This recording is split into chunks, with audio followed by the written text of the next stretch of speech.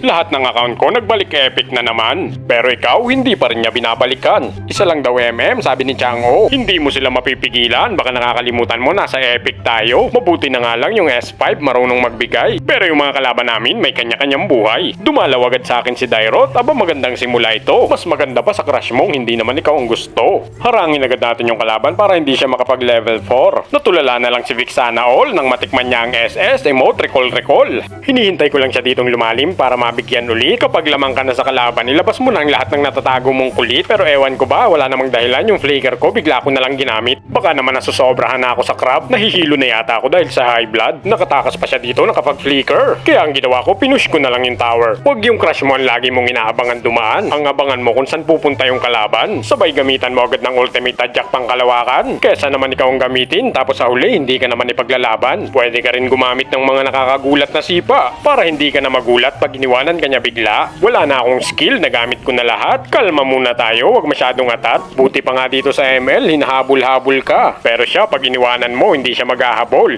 Maghahanap siya ng iba. Sabi ko dun sa mga kalaban, labas. Sabi nung Novaria, di mo kayang pasukin. Busy-busy ka pala eh. Angas. Masyado palang mainitin ang ulo ng kalaban, mahirap biruin. Sorry naman, pasensya na, hindi ko na uulitin. Nakakagulat nga dito si Amon, bigla na lang lumilitaw. Pero alam mo, mas nakakagulat pa rin yung okay naman kayo, tapos bigla na lang bumibitaw. Pero alam mo ba yung masakit? Masakit talaga yung damage ni Chu. Pero mas masakit pa rin yung damage pag nasasaktan ka kahit wala namang kayo. Bigla ko tuloy na-miss si Vic sana. Pero sana ako din nami-miss niya. Yung tipong iniisip gabi-gabi. Di makakain, di makatulog, tigyawat sa ilong, kulog sa pisngi. Nag-winter traction na nga si Vic sana, natuto na siya. Pero ikaw, natuto ka ba? Alam mo na ngang nasaktan ka na sa kanya pero bumabalik ka pa. Nahuli na nga ako ng dating pero yung lumilipad na sipa kay Layla pa rin lumanding. Na-cancel ang aking ultimate na flame shot na sumalubong. Na-corner pa ako ng mga kalaban, nagtulong-tulong. Muntik na akong matunaw, buti na lang nandyan si Aling Puring. Nakatakas pa nga si Chupapi, binigyan ng healing galing.